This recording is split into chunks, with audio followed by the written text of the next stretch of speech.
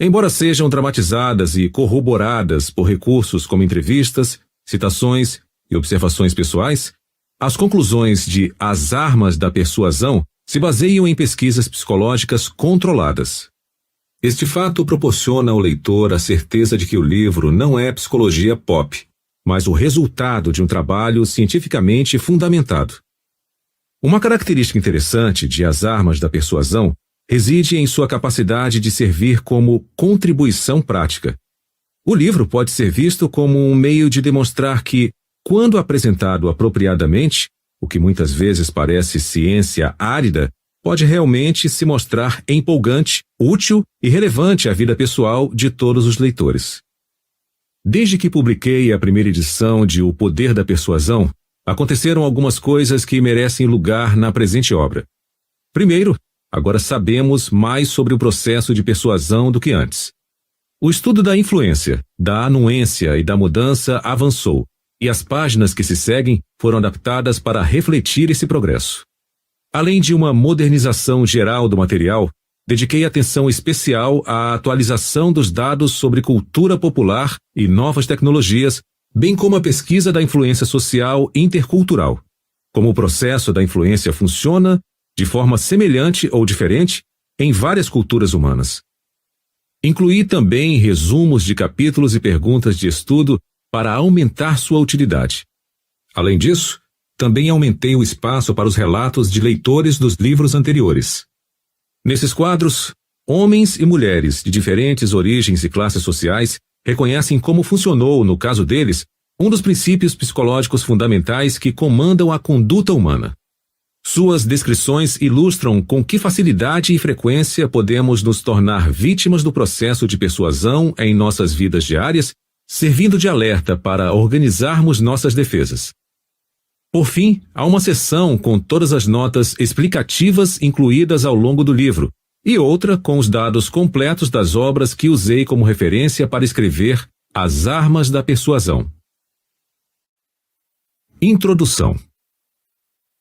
Agora posso admitir, durante toda a minha vida fui um grande trouxa.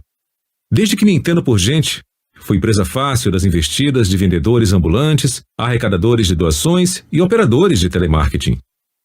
É verdade que somente algumas dessas pessoas atendiam a propósitos desonestos. As outras, representantes de instituições de caridade, por exemplo, vieram a mim com as melhores intenções. Não importa.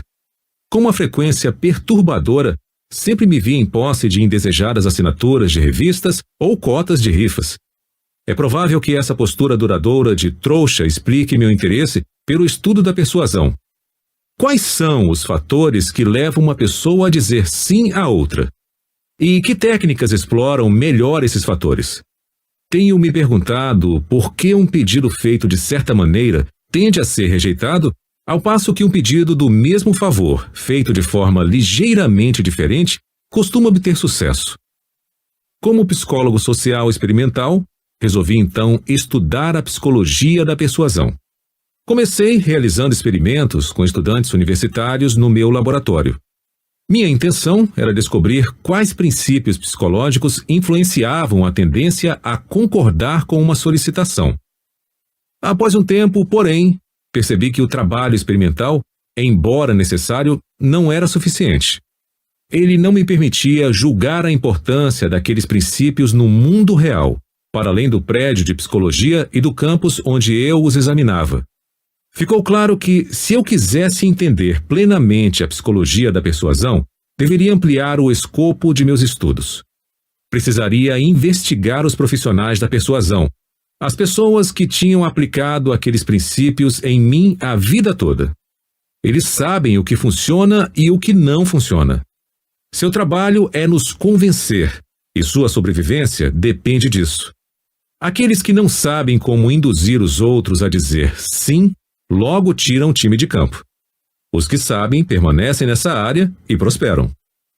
Claro que os profissionais da persuasão não são os únicos que conhecem e aplicam esses princípios para obter o que desejam.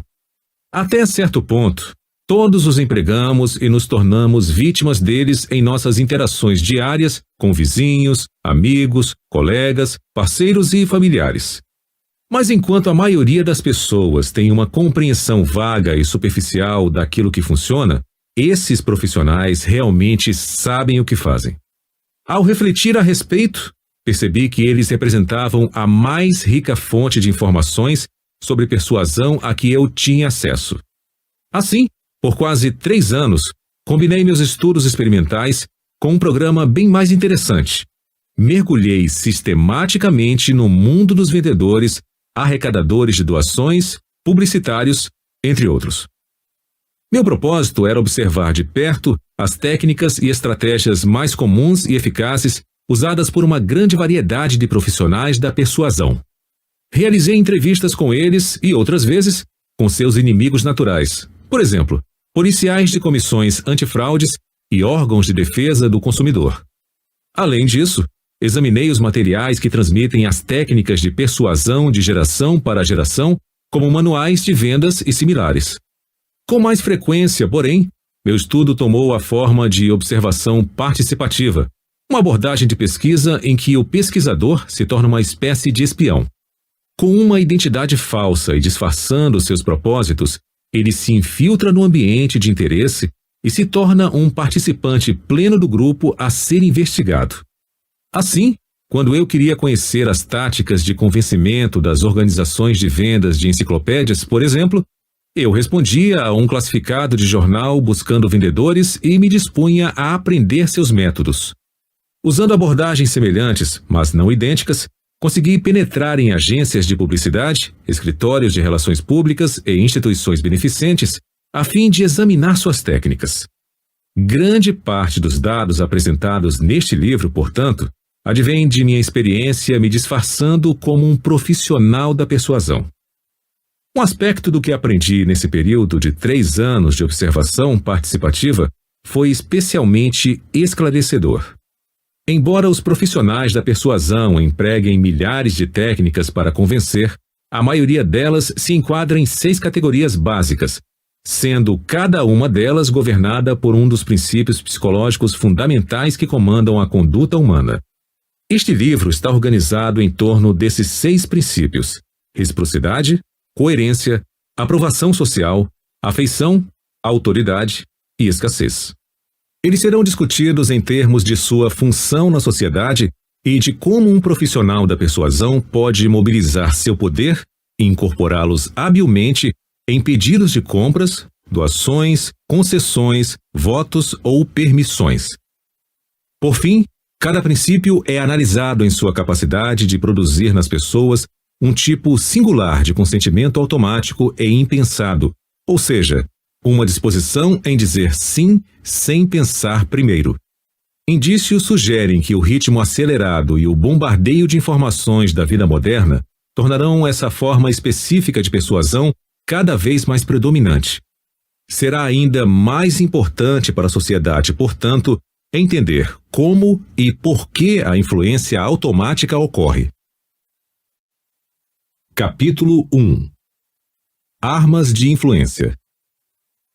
A civilização avança ao ampliar o número de operações que podemos realizar sem pensar nelas. Alfred North Whitehead.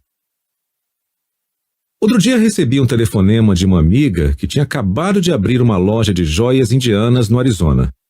Ela estava eufórica com um acontecimento curioso. Achava que, como psicólogo, eu conseguiria ajudá-la a entender o que se passara.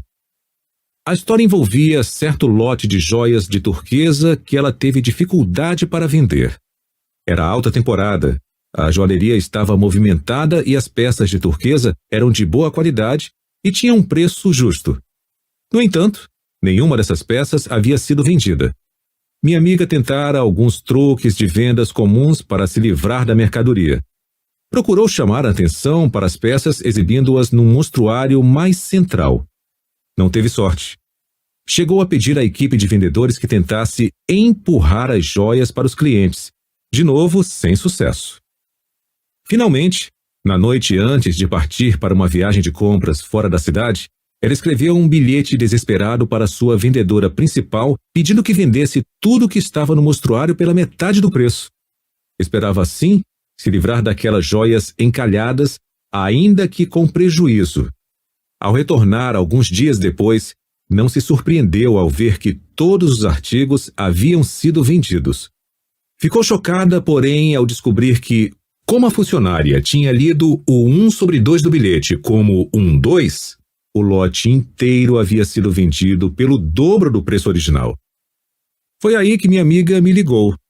Respondi que para que eu pudesse lhe dar uma boa explicação, ela teria primeiro que ouvir uma história minha. Na verdade, não é exatamente minha. Fala de peruas mães e pertence à ciência relativamente nova da etologia, o estudo dos animais em seu ambiente natural. As peruas são boas mães, carinhosas, atentas e protetoras. Passam grande parte do tempo cuidando dos filhotes, aquecendo-os, limpando-os e aconchegando-os. Mas existe algo estranho em seu método. Praticamente todos esses cuidados maternos são desencadeados por apenas um fator: o piar dos filhotes. Outras características identificadoras dos filhotes, como seu cheiro ou aparência, parecem desempenhar papéis menores no processo de zelo materno. Se um filhote piar, sua mãe cuidará dele. Do contrário, ela poderá ignorá-lo e às vezes até matá-lo. A confiança extrema das peruas mães nesse som específico foi ilustrada pelo estudioso do comportamento animal M.W. Fox em 1974, em sua descrição de um experimento envolvendo uma perua mãe e uma doninha empalhada. Para uma perua mãe, uma doninha é um inimigo natural cuja aproximação deve ser recebida com grasnidos, bicadas e unhadas raivosas. De fato, os experimentos mostraram que, mesmo uma doninha empalhada, quando levada com um barbante para perto de uma perua, recebia um ataque imediato e furioso. Quando, porém, a mesma réplica empalhada portava um pequeno gravador que tocava o som emitido por filhotes de peru, a mãe não apenas aceitava a doninha, mas a acolhia sob suas asas. Quando o gravador era desligado, o modelo de doninha tornava a atrair um ataque feroz. Clique zoom. O comportamento da perua mãe parece ridículo nessas circunstâncias. Ela aceitaria um inimigo natural que emitisse o som de seus filhotes, mas iria maltratar ou matar um de seus filhotes que não o fizesse.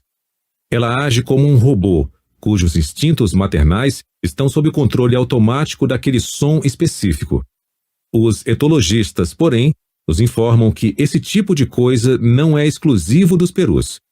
Eles têm identificado padrões cegamente mecânicos e regulares de ações numa grande variedade de espécies.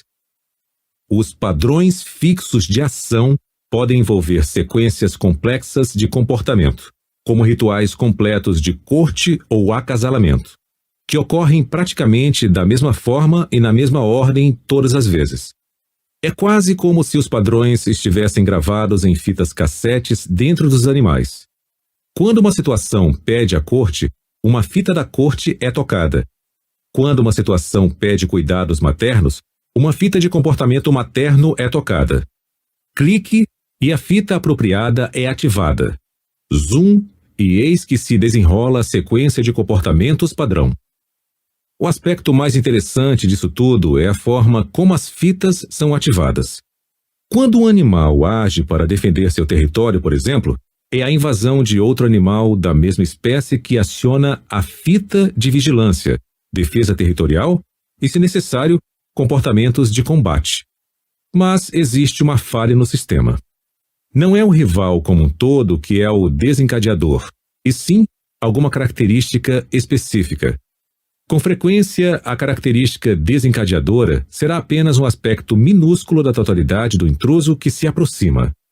Às vezes, uma tonalidade de cor é suficiente. Os experimentos dos etologistas mostraram, por exemplo, que um tordo macho, agindo como se um tordo rival tivesse invadido seu território, atacará com vigor um mero tufo de penas vermelhas de peito de tordo colocadas por perto. Ao mesmo tempo, ele irá praticamente ignorar uma réplica empalhada perfeita de um tordo macho sem as penas vermelhas do peito.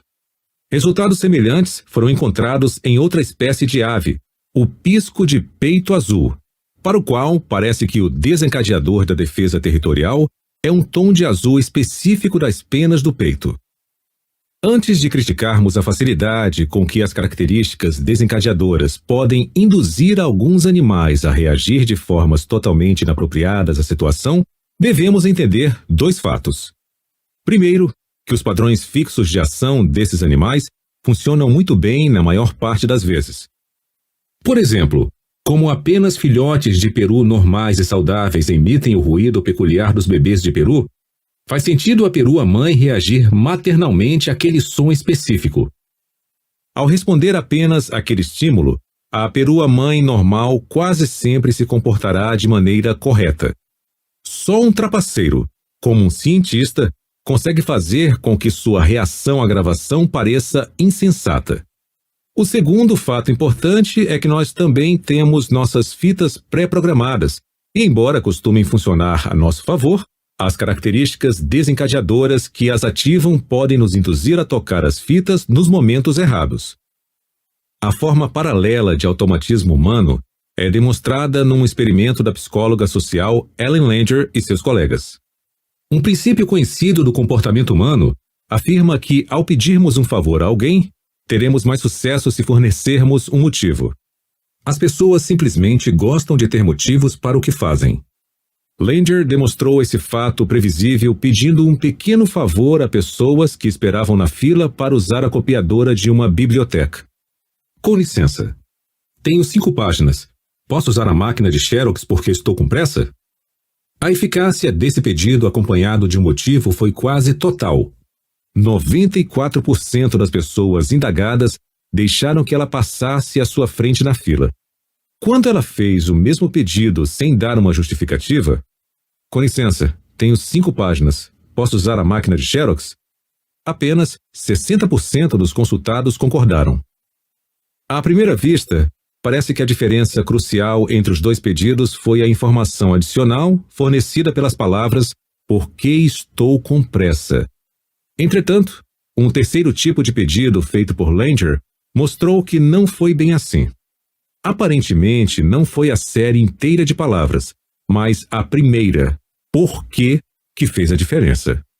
Em vez de incluir um motivo real para obter o favor, o terceiro tipo de pedido de Langer usou a palavra "por quê" e depois, sem acrescentar nada de novo, apenas reafirmou o óbvio. Com licença, tenho 5 páginas. Posso usar a máquina de Xerox porque preciso tirar umas cópias? Nesse caso, mais uma vez, quase todos, 93%, concordaram, embora nenhum motivo real ou informação nova fossem acrescentados para justificar a concordância. Assim como o som dos filhotes de peru desencadeou uma reação maternal automática na perua-mãe, mesmo quando vindo de uma doninha empalhada, a palavra "por quê" desencadeou uma reação de consentimento automático nas cobaias de Langer, mesmo sem receberem um motivo relevante para concordarem. Clique Zoom. Embora algumas descobertas adicionais de Langer mostrem que existem muitas situações em que o comportamento humano não funciona de forma mecânica ativado por uma fita, ela e muitos outros pesquisadores estão convencidos de que ele quase sempre funciona. Por exemplo, consideremos a estranha conduta daqueles clientes da joalheria que arrebataram um lote de joias de turquesa somente depois de oferecidas, por engano, pelo dobro do preço original. Não vejo sentido em seu modo de agir, a não ser em termos do automatismo clique zoom. Os clientes, em sua maioria turistas endinheirados com pouco conhecimento sobre a pedra turquesa, estavam usando um princípio padrão, um estereótipo, para orientar suas compras. Caro é igual a bom. Muitas pesquisas mostram que pessoas em dúvida sobre a qualidade de um item costumam recorrer a esse estereótipo. Assim, os turistas que queriam joias de qualidade acharam os itens de turquesa mais valiosos e desejáveis quando apenas o valor foi destacado. O preço sozinho havia se tornado uma característica desencadeadora de uma percepção de qualidade após ter sido aumentado. Clique zoom no amor. Os rituais humanos de acasalamento não são tão rígidos quanto os dos animais. Mesmo assim, Os pesquisadores têm descoberto regularidades impressionantes nos padrões da corte em muitas culturas humanas. Por exemplo, em anúncios pessoais pelo mundo, as mulheres descrevem seus atrativos físicos, ao passo que os homens destacam sua riqueza material. Depoimento de leitor 1.1 de um doutorando em administração. Um proprietário de uma loja de joias antigas de minha cidade me contou como aprendeu a lição da influência social que diz que produto caro é sinônimo de produto bom. Um amigo seu queria um presente de aniversário especial para a noiva. O joalheiro sugeriu um colar normalmente vendido em sua loja por $500, mas que estava disposto a oferecer ao amigo por $250. Apesar do entusiasmo inicial, o amigo desanimou ao lhe ser revelado o preço da joia e começou a desistir do negócio, porque queria algo realmente bonito para sua futura esposa. No dia seguinte, o joalheiro entendeu o que havia ocorrido e ligou para o amigo. Pediu que voltasse à loja porque tinha outro colar para lhe mostrar. Dessa vez, apresentou a peça nova pelo preço normal de $500.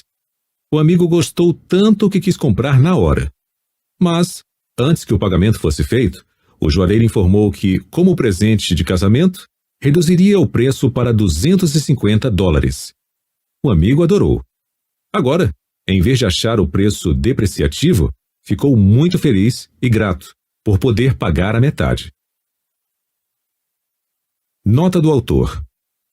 Observe que, como no caso dos compradores das joias de turquesa, quem desdenhou o artigo de preço baixo foi alguém que queria ter certeza de adquirir uma boa mercadoria. Estou confiante de que, além da regra caro igual a bom, existe um outro lado da moeda, barato igual a ruim, que também se aplica ao nosso modo de pensar. Reduzindo o risco com atalhos.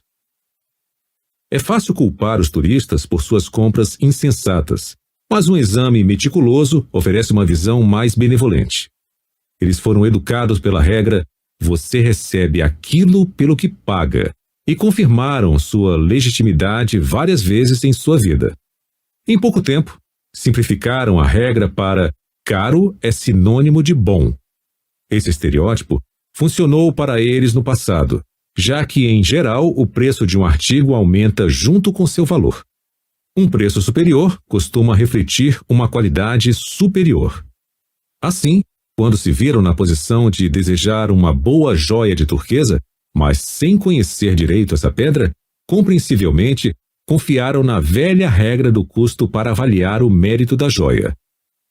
Embora sem perceber, ao reagirem apenas ao preço da turquesa, estavam procurando reduzir seu risco. Em vez de explorar todas as chances a seu favor, tentando dominar cada característica que indica o valor de uma joia de turquesa, estavam confiando em apenas uma, aquela que sabiam estar quase sempre associada à qualidade de qualquer item. Estavam apostando que o preço sozinho informaria tudo o que precisavam saber. Dessa vez, porque alguém confundiu um 1/2 com um 2, apostaram errado. De modo geral, em todas as situações passadas e futuras da vida, usar um atalho para reduzir o risco pode representar a abordagem mais racional possível. De fato, o comportamento estereotipado automático predomina em grande parte das ações humanas porque, em muitos casos, é a forma mais eficiente de comportamento, e em outros, porque é simplesmente necessário. Para viver no ambiente complexo e dinâmico dos dias de hoje, precisamos de atalhos. Não se pode querer reconhecer e analisar todos os aspectos em cada pessoa, acontecimento e situação com que deparamos mesmo num único dia. Não dispomos de tempo, energia ou capacidade para tal. Em vez disso, temos muitas vezes que usar nossos estereótipos, nossas regras gerais, para classificar as coisas de acordo com umas poucas características-chave e depois passar a reagir sem pensar quando uma ou outra dessas características desencadeadoras estiver presente. Algumas vezes o comportamento decorrente não será apropriado à situação, porque nem mesmo os melhores estereótipos e características desencadeadoras funcionam sempre. Somos obrigados a aceitar suas imperfeições, já que não há realmente outra escolha. Sem essas características, ficaríamos paralisados, catalogando, avaliando e aferindo, enquanto o momento de agir passaria. E tudo indica que estaremos contando com esses estereótipos num grau ainda maior no futuro. À medida que os estímulos saturadores de nossa vida continuarem se tornando mais complexos e variáveis, teremos que depender cada vez mais de nossos atalhos para lidar com todos eles. Recentemente, os psicólogos descobriram uma série de atalhos mentais que empregamos em nossos julgamentos do dia a dia. Esses atalhos operam quase da mesma forma que a regra caro é igual a bom, permitindo um pensamento simplificado que funciona bem a maior parte do tempo, mas nos deixa sujeitos a erros custosos ocasionais. Especialmente pertinentes a este livro são os atalhos que nos indicam quando devemos acreditar no que nos dizem ou quando devemos fazer o que nos pedem. Consideremos, por exemplo, a regra de atalho que diz: se um especialista disse isso, deve ser verdade. Como veremos no capítulo 6, existe uma tendência perturbadora em nossa sociedade de aceitar cegamente as afirmações e diretrizes de indivíduos que parecem ser autoridades em determinado assunto. Ou seja, em vez de raciocinar sobre os argumentos do especialista e nos convencermos, ou não, com frequência ignoramos os argumentos e nos deixamos levar apenas pelo fato de se tratar de um expert.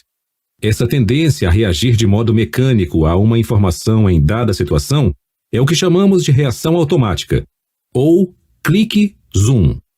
A tendência a reagir com base numa análise minuciosa de todas as informações pode ser chamada de reação controlada.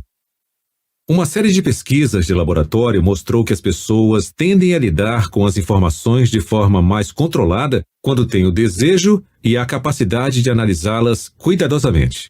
Caso contrário, estarão mais propensas a usar a abordagem mais fácil do clique-zoom. Em um estudo de 1981, alunos da Universidade do Missouri ouviram um discurso gravado que defendia a ideia de exigir que todos os veteranos fossem submetidos a exames abrangentes para que pudessem se graduar. A questão afetava alguns deles pessoalmente, pois foram informados de que os exames entrariam em vigor no ano seguinte, antes que tivessem a chance de se formar. Claro que aquela notícia fez com que quisessem analisar os argumentos com atenção. No entanto, para outros participantes do estudo, a questão teve pouca importância pessoal, pois foram informados de que os exames só começariam bem depois de se graduarem. Logo, não tiveram uma forte necessidade de analisar com cuidado a validade do argumento. Os resultados do estudo foram claros. Os participantes, sem nenhum interesse pessoal no assunto, foram basicamente persuadidos pela experiência do orador no campo da educação. Eles usaram a regra: se um especialista disse isso, deve ser verdade, dando pouca importância à força de seus argumentos. Aqueles alunos para os quais a questão importava pessoalmente, por outro lado, ignoraram a experiência do orador e foram persuadidos, sobretudo, pela qualidade de seus argumentos. Portanto, parece que, quando se trata da perigosa reação clique-zoom, nós nos concedemos uma rede de segurança. Resistimos ao requinte sedutor de reagir a uma única característica desencadeadora das informações disponíveis quando a questão é importante para nós. Sem dúvida, isso ocorre com frequência. Porém, não estou totalmente tranquilo. Lembre-se de que vimos que as pessoas costumam reagir de forma controlada e racional somente quando têm o desejo e a capacidade de fazê-lo. Há pouco tempo fiquei impressionado ao saber de indícios sugerindo que o modo e o ritmo da vida moderna não permitem a tomada de decisões 100% racionais, mesmo em muitos assuntos pessoalmente relevantes. Ou seja, às vezes as questões podem ser tão complicadas, o tempo tão exíguo, as perturbações tão invasivas, a agitação emocional tão forte ou a fadiga mental tão profunda que não temos condições cognitivas de agir de forma racional. Seja o assunto importante ou não, sentimos a necessidade de tomar um atalho. Talvez em nenhum lugar essa última questão seja mais dramática do que nas consequências de um fenômeno que os dirigentes do setor aeronáutico rotularam de captainites, algo como comandantite em português. Investigadores de acidentes da Agência Reguladora da Aviação nos Estados Unidos, FAA, observaram que muitas vezes um erro óbvio cometido pelo comandante do avião não era corrigido pelos outros membros da tripulação e resultava em acidente. Parece que, apesar da forte e clara importância pessoal das questões, os membros da tripulação estavam empregando a regra de atalho "se um especialista disse isso, deve ser verdade", para reagir à desastrosa decisão do comandante. Um depoimento de Thomas Watson Jr., ex-presidente da IBM, oferece um ótimo exemplo desse fenômeno. Durante a Segunda Guerra Mundial, ele foi designado para investigar acidentes aéreos em que oficiais de alta patente foram mortos ou feridos. Um dos casos envolvia um famoso general da Força Aérea chamado Uzzal Ent. Antes de um voo, seu copiloto adoeceu e precisou ser substituído. O novo copiloto se sentiu honrado por estar voando ao lado do lendário general. Durante a decolagem, Ent começou a cantar mentalmente, acompanhando a canção com um balançar da cabeça. O copiloto interpretou o gesto como sinal para puxar as rodas. Embora estivessem devagar demais para levantar voo, ele recolheu o trem de pouso, fazendo com que o avião despencasse de barriga. No acidente, uma pá da hélice atingiu as costas de Ent, dilacerando sua coluna e deixando-o paraplégico. Watson descreveu a explicação do copiloto para sua ação. Quando ouvi o depoimento do copiloto, perguntei: "Se você sabia que o avião não iria voar, por que recolheu o trem de pouso?" Ele respondeu: "Pensei que o general quisesse que eu recolhesse." O copiloto foi insensato. Insensato? Naquele conjunto singular de circunstâncias, sim. Compreensível? Na agitação da vida moderna, que exige atalhos, também sim. Os aproveitadores. Apesar do atual uso generalizado e da importância cada vez maior dos nossos padrões de comportamento automáticos, a maioria de nós sabe bem pouco sobre eles. Talvez isso se dê justamente por causa da maneira mecânica e impensada como ocorrem. Qualquer que seja a razão, é vital reconhecer com clareza uma de suas propriedades, já que esses padrões nos tornam muito vulneráveis a alguém que saiba como eles funcionam. Para entender plenamente a natureza de nossa vulnerabilidade, vamos dar mais uma olhada no trabalho dos etologistas. Um grupo de organismos, muitas vezes denominados imitadores, copia as características desencadeadoras de outros animais na tentativa de induzi-los a tocar por engano as fitas comportamentais certas nos momentos errados. Os imitadores, então, exploram essa ação inapropriada em seu próprio benefício. Vejamos, por exemplo, a armadilha mortal lançada pelas fêmeas assassinas de um gênero de vagalume, Futures, contra os machos de outro gênero de vagalume, Fotinus. Compreensivelmente, os machos fotinos fazem de tudo para evitar o contato com as sanguinárias fêmeas Futures. Entretanto, ao longo de séculos de seleção natural, as caçadoras fêmeas Futures descobriram uma fraqueza em sua presa, um código de corte piscante pelo qual os membros da espécie das vítimas informam uns aos outros que estão prontos para acasalar. Ao imitar os sinais de acasalamento piscantes de sua presa, a assassina consegue desencadear suas fitas de corte e fazer com que eles voem mecanicamente para o abraço da morte, e não do amor.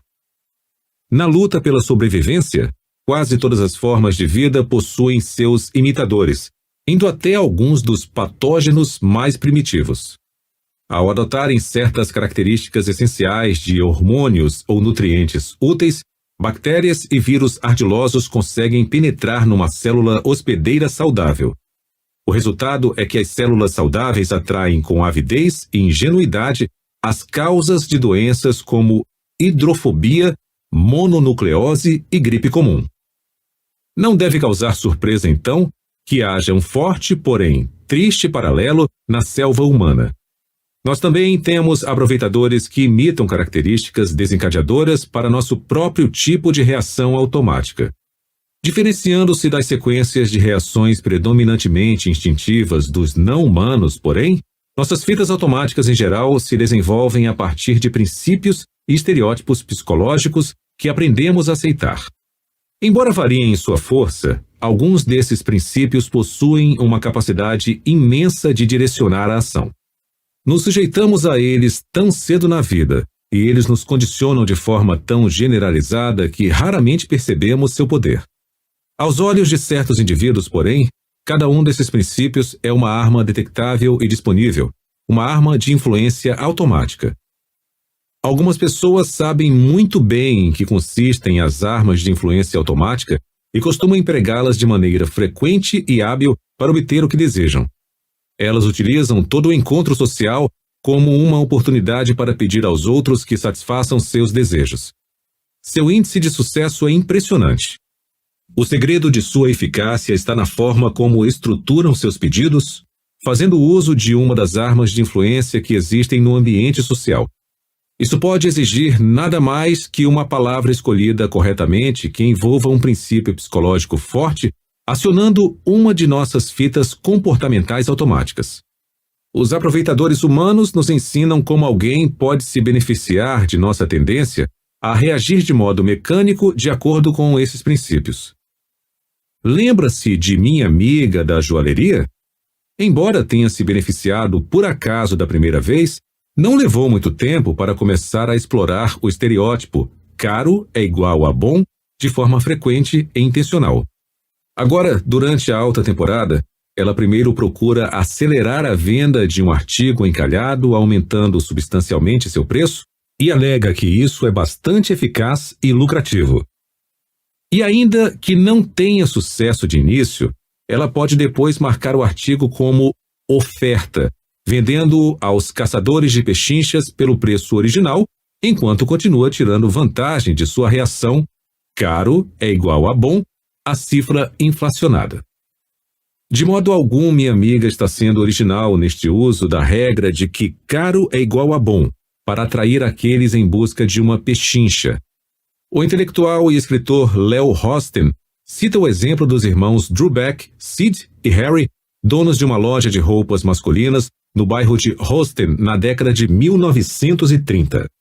Quando um cliente encontrava um terno de que gostava e perguntava o preço a Sid, ele chamava o irmão, o gerente da loja, e perguntava: Harry, quanto custa esse terno?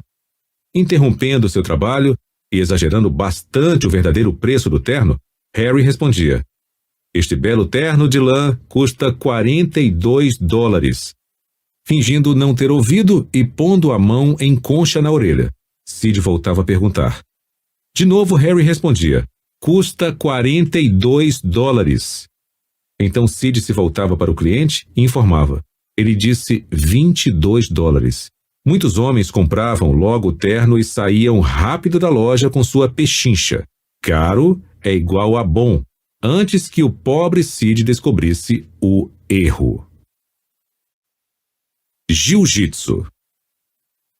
Uma mulher que luta jiu-jitsu consegue empregar o mínimo de sua própria força contra um oponente. Ela explora o poder de princípios naturais como gravidade, alavancagem, impulso e inércia. Sabendo como e quando envolver a ação desses princípios, é capaz de derrotar com facilidade um rival fisicamente mais forte. O mesmo ocorre com os exploradores das armas de influência automática que existem à nossa volta. Os aproveitadores podem se valer do poder dessas armas para usá-las contra seus alvos, exercendo pouca força pessoal. Esse último aspecto do processo proporciona aos aproveitadores uma enorme vantagem adicional: a capacidade de manipular sem aparentar que está manipulando. Mesmo as próprias vítimas tendem a ver seu consentimento como resultado da ação de forças naturais e não da maquinação da pessoa que se beneficia dessa anuência. Vejamos um exemplo. Existe um princípio na percepção humana, o princípio do contraste, que afeta a forma como vemos a diferença entre duas coisas quando apresentadas uma após a outra. Em suma, Se o segundo item for razoavelmente diferente do primeiro, é grande a probabilidade de vê-lo como mais diferente do que de fato é. Assim, se erguemos um objeto leve primeiro e depois um objeto pesado, acharemos o segundo objeto mais pesado do que se o tivéssemos erguido sem antes erguer o leve. O princípio do contraste está bem consolidado no campo da psicofísica e se aplica a todo tipo de percepção, não apenas ao peso. Se estamos conversando com alguém muito atraente numa festa e depois surge uma pessoa pouco atraente, esta nos parecerá menos atraente do que realmente é. Uma demonstração do contraste perceptivo costuma ser bastante empregada em laboratórios de psicofísica para apresentar os alunos a esse princípio. Eles se revezam sentando-se diante de 3 baldes de água, um frio, o outro na temperatura ambiente e um quente. Após colocar uma das mãos na água fria e outra na água quente, o estudante é instruído a pôr ambas as mãos simultaneamente na água de temperatura ambiente. Os olhares espantados que se registram logo em seguida explicam tudo. Embora as 2 mãos estejam no mesmo balde, a mão que esteve na água fria sente como se agora estivesse em água quente, enquanto aquela que esteve na água quente sente como se agora estivesse em água fria. O fato é que se pode fazer com que a mesma coisa, neste caso a água com temperatura ambiente, pareça bem diferente dependendo da natureza do acontecimento precedente. Saiba que a arma de influência fornecida pelo princípio do contraste não permanece inexplorada. A grande vantagem desse princípio não é apenas sua eficácia, mas também o fato de ser praticamente imperceptível. Aqueles que o aplicam podem lucrar com sua influência sem deixar transparecer que estruturaram a situação a seu favor. Vendedores de roupas constituem um bom exemplo. Suponha que um homem entre numa loja de roupas masculinas sofisticadas e diga que quer comprar um terno de 3 peças e um suéter. Se você fosse o vendedor, qual item mostraria primeiro para induzi-lo a gastar mais dinheiro? As lojas de roupa instruem seus vendedores a mostrar o artigo mais caro primeiro. O senso comum sugeriria o inverso. Se um homem acabou de gastar um dinheirão com um terno, poderá relutar em gastar mais na compra de um suéter. Mas os vendedores de roupas sabem mais do que nós. Eles se comportam de acordo com o princípio do contraste. Venda o terno primeiro, porque isso fará com que os suéteres, mesmo os mais caros, não pareçam tão caros em comparação. O mesmo princípio se aplica a um homem que deseja comprar acessórios, camisa, sapatos, cinto, para combinar com o terno novo. Para os vendedores, é bem mais rentável apresentar o artigo mais caro primeiro. Não fazê-lo significa perder a influência do princípio do contraste, além de fazer com que o princípio funcione ativamente contra eles. Mostrar um produto barato primeiro e depois um caro fará com que este último pareça ainda mais caro. Assim como é possível fazer com que o mesmo balde de água pareça mais quente ou mais frio dependendo da temperatura da água sentida antes, é possível fazer com que o preço do mesmo artigo pareça mais alto ou mais baixo dependendo do preço do artigo mostrado anteriormente. O uso inteligente do contraste perceptivo não se limita apenas aos vendedores de roupas. Deparei com uma técnica que envolvia o princípio do contraste enquanto investigava as táticas de concorrência das imobiliárias. Para aprender os truques do setor, acompanhei um corretor mostrando casas para compradores potenciais durante um fim de semana. O corretor, vamos chamá-lo de Phil, deveria me dar dicas para que eu me saísse bem no período de experiência. Um fato que logo notei foi que, sempre que Phil começava a mostrar propriedades a um novo grupo de clientes, começava por umas casas em péssimo estado. Indaguei-lhe a respeito, e ele riu.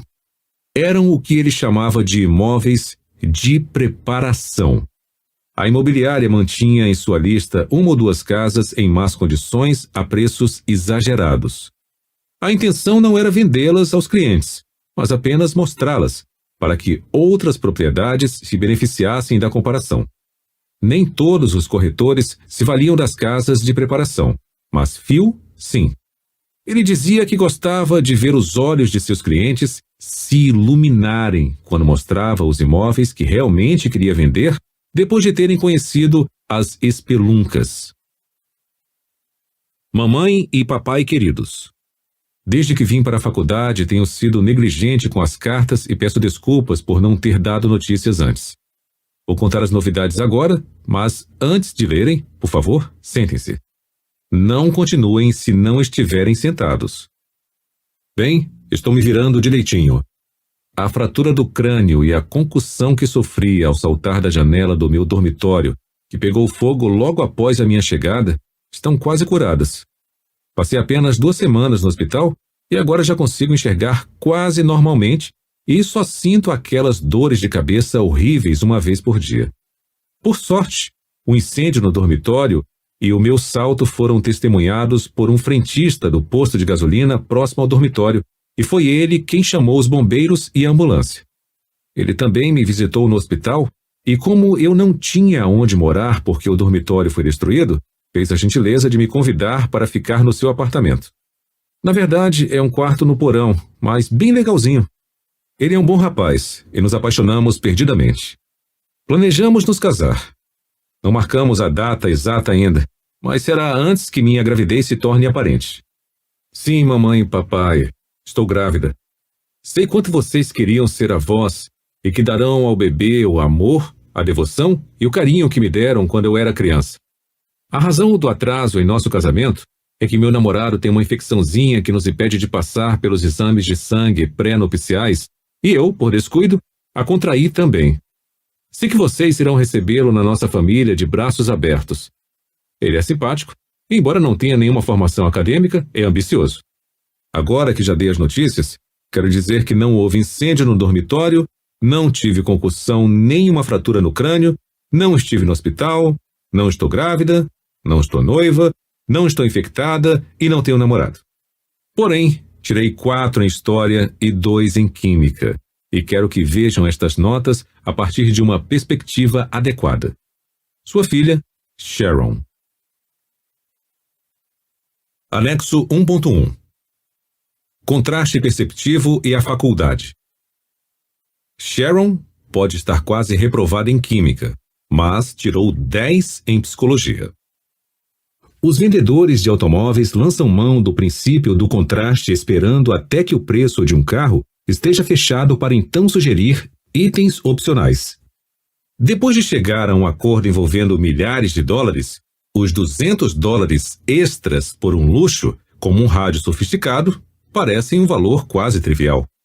O truque está em mencionar as opções independentemente umas das outras para que cada precinho pareça irrisório se comparado com o valor bem maior já fechado.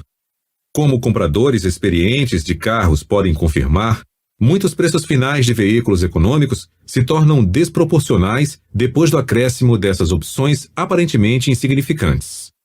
Enquanto os clientes, já com o contrato assinado na mão, ficam perplexos com o total a pagar, só podendo culpar a si mesmos, o vendedor do carro exibe um sorriso triunfante do mestre de jiu-jitsu.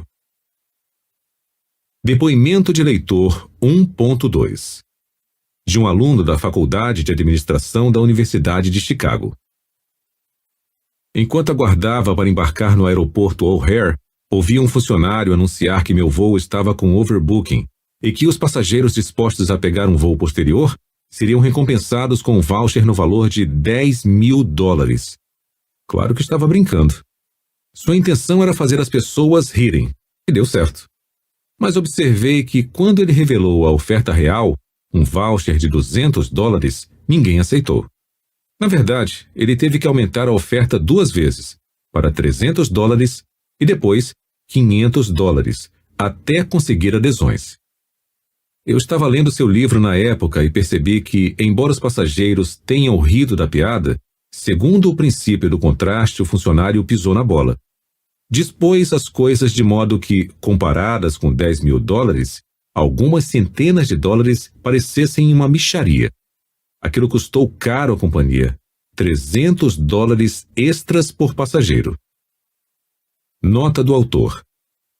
Alguma ideia de como o funcionário poderia ter usado o princípio do contraste a seu favor e não contra ele? talvez começando a piada oferecendo $5 e só depois revelando a verdadeira quantia, agora bem mais atraente, de $200. Sob essas circunstâncias, estou certo de que teria garantido não só o riso, como também mais adesões. Resumo. Os etologistas, pesquisadores que estudam o comportamento dos animais em seu habitat natural, observaram que em muitas espécies o comportamento com frequência ocorre segundo padrões rígidos e mecânicos. Chamadas de padrões fixos de ação, essas sequências mecânicas de conduta são dignas de nota em sua semelhança com certas reações automáticas, clique, zoom, dos seres humanos. Para humanos e não humanos, os padrões de comportamento automático tendem a ser desencadeados por uma característica isolada das informações pertinentes à situação. Essa característica isolada, ou característica desencadeadora, pode muitas vezes se mostrar valiosa, permitindo ao indivíduo decidir por uma linha de ação correta sem ter que analisar de forma minuciosa e completa cada uma das outras informações da situação. A vantagem dessa reação de atalho está em sua eficiência e economia. Ao reagir automaticamente a uma característica desencadeadora informativa, o indivíduo poupa tempo, energia e capacidade mental. A desvantagem dessa reação reside em sua vulnerabilidade a erros tolos e custosos. Ao reagir a apenas uma informação isolada disponível, o indivíduo aumenta as chances de se equivocar, sobretudo quando faz algo de forma automática, sem pensar. A probabilidade de erro aumenta ainda mais quando outros indivíduos procuram se beneficiar estimulando, por meio da manipulação de características desencadeadoras, um comportamento desejado em momentos inapropriados. Grande parte do processo de persuasão, pelo qual uma pessoa é compelida a concordar com a solicitação de outra, pode ser entendida como uma tendência humana pela reação automática na forma de atalho. A maioria dos indivíduos em nossa cultura desenvolveu um conjunto de características desencadeadoras para o consentimento, ou seja, um conjunto de informações específicas que normalmente apontam quando acatar um pedido pode ser correto e benéfico. Cada uma dessas características pode ser usada como uma arma de influência para estimular as pessoas a concordarem com pedidos. Perguntas de estudo. Domínio do conteúdo. 1. O que são padrões fixos de ação entre animais? Como se assemelham a certos tipos de comportamento humano? Como diferem? 2. O que torna a reação automática tão atraente aos seres humanos? O que a torna tão perigosa? Pensamento crítico. 1. Vamos supor que você fosse um advogado representando uma mulher que quebrou a perna numa loja de departamentos e está processando a loja em $100 mil por perdas e danos. Com seus conhecimentos sobre o contraste perceptivo, o que você poderia fazer durante a negociação para que o valor pretendido seja visto como uma indenização razoável ou até mesmo baixa? 2. A solicitação de caridade do anexo 1.2, encontrado no PDF que acompanha este audiolivro, parece bem normal, exceto pela sequência estranha das quantias de doações. Explique por que, segundo o princípio do contraste, colocar a doação menor entre dois valores maiores constitui uma tática eficaz para motivar doações maiores. 2. Reciprocidade. O velho é dando que se recebe, e se recebe de novo. Pague todas as dívidas como se Deus tivesse escrito a conta. Ralph Waldo Emerson. Vários anos atrás, um professor universitário fez um pequeno experimento. Enviou cartões de Natal a uma amostra de pessoas desconhecidas. Embora esperasse alguma reação, o resultado o surpreendeu. Recebeu uma enxurrada de cartões de boas-festas de pessoas que não o conheciam. A grande maioria daquelas que responderam aos cartões jamais indagou a identidade do professor desconhecido. Elas receberam seu cartão de felicitação, clique e zoom, e automaticamente retribuíram os cartões. Embora de pequeno alcance, Esse estudo mostra o efeito de uma das armas de influência mais potentes à nossa disposição, a regra da reciprocidade. A regra diz que devemos tentar retribuir, na mesma moeda, o que a outra pessoa nos concedeu. Se uma mulher nos faz um favor, temos que fazer outro em troca. Se um homem nos dá um presente de aniversário, temos que lembrar seu aniversário dando um presente também. Se um casal nos convida para uma festa, temos que convidá-lo quando dermos uma festa. Em virtude da regra da reciprocidade, somos obrigados a retribuir no futuro os favores, presentes, convites e itens semelhantes. A própria expressão de agradecimento "muito obrigado" reflete o dever decorrente do recebimento dessas coisas. O aspecto mais impressionante da reciprocidade, acompanhada da sensação de obrigação, é sua penetração na cultura humana. Ela é tão generalizada que, após um estudo amplo, Alvin Goldner, em parceria com outros sociólogos, relatou que todas as sociedades seguem essa regra. O eminente arqueologista Richard Leakey atribui a essência do que nos torna humanos ao sistema de reciprocidade. Ele alega que somos humanos porque nossos ancestrais aprenderam a compartilhar comida e habilidades numa rede honrada de obrigações. Os antropólogos culturais consideram essa rede de gratidão um mecanismo adaptativo singular dos seres humanos, permitindo a divisão do trabalho, a troca de diversas formas de produtos e serviços e a criação de interdependências que conectam os indivíduos em unidades altamente eficientes. A sensação de obrigação futura amplamente compartilhada e rigorosamente obedecida fez uma diferença enorme na evolução social humana porque significou que uma pessoa podia dar algo, comida, energia, cuidados, para outra com a certeza de que a dádiva não estava se perdendo. Pela primeira vez na história evolucionária, o indivíduo podia se desfazer de uma variedade de recursos sem de fato se desfazer deles. O resultado foi a diminuição das inibições naturais contra transações que precisam começar com uma pessoa oferecendo recursos pessoais a outra. Sistemas sofisticados e coordenados de ajuda, presentes, defesa e comércio se tornaram possíveis, trazendo benefícios enormes para as sociedades que os possuíam. Com essas consequências claramente adaptativas para a cultura, não surpreende que a regra de reciprocidade esteja tão arraigada em nós por meio do processo de socialização pelo qual passamos. Embora as obrigações se estendam para o futuro, seu alcance não é ilimitado. Em especial quando se trata de favores relativamente pequenos, o desejo de retribuir parece diminuir com o tempo. Mas quando os benefícios são mais notáveis, a duração do desejo de retribuir é prolongada. O melhor exemplo que conheço de como as obrigações recíprocas podem se estender ao longo do tempo envolve a incrível história dos $5.000 em ajuda humanitária trocados entre o México e a Etiópia. Em 1985, a Etiópia era o país que enfrentava os maiores sofrimentos e privações do mundo. Sua economia estava em ruínas. O suprimento de comida havia sido devastado por anos de seca e guerra civil. Os habitantes morriam aos milhares de doenças e fome. Diante dessas circunstâncias, eu não me surpreenderia com uma ajuda humanitária de $5.000 do México para aquele país tão carente. Lembro-me de minha sensação de espanto. Porém, quando uma matéria sucinta de jornal insistiu em dizer que a ajuda se deu na direção oposta. Funcionários nativos da Cruz Vermelha Etíope tinham decidido enviar o dinheiro para ajudar as vítimas dos terremotos daquele ano na cidade do México. Ao mesmo tempo, uma maldição pessoal e uma bênção profissional é o fato de que, sempre que fico perplexo com algum aspecto do comportamento humano, sinto-me impelido a investigá-lo mais a fundo.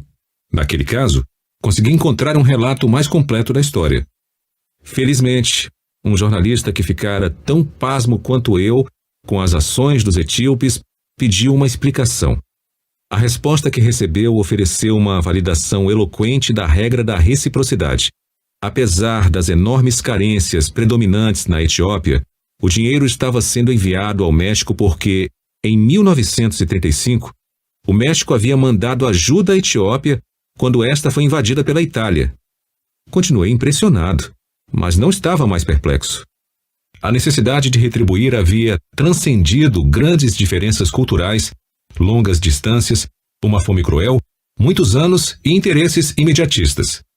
Meio século depois, contra todas as forças contrárias, a obrigação triunfou. Se uma obrigação de meio século parece inusitada, explicada talvez por algum aspecto singular da cultura etíope, vamos analisar a solução de outro caso inicialmente desconcertante. Em 27 de maio de 2007, Christian Kroner, uma autoridade em Washington, falou a um repórter com orgulho indisfarçável sobre a ação governamental que se seguiu ao desastre do furacão Katrina, detalhando como bombas de água, navios, helicópteros, engenheiros e ajuda humanitária haviam sido enviados de maneira rápida e competente à cidade inundada de Nova Orleans e a muitos outros locais em estado de calamidade. O Sr. Kroner tinha toda razão em se sentir satisfeito com os esforços de seu governo, porque não era uma autoridade dos Estados Unidos. Tratava-se do embaixador holandês, e ele estava falando do auxílio notável que a Holanda prestou à costa do Golfo devastada pelo Katrina. Com essa questão resolvida, outra pergunta intrigante pode ser levantada. Por que a Holanda? Outros países haviam oferecido ajuda após a tempestade, mas nenhum, nem de longe, se comprometera de maneira tão imediata e prolongada com a região quanto os holandeses. De fato, o Sr. Kroner prosseguiu assegurando às vítimas da inundação que seu governo estaria com elas no longo prazo. Ele também sugeria uma razão reveladora para aquela disposição extraordinária em ajudar. A Holanda tinha uma dívida com Nova Orleans, de mais de meio século.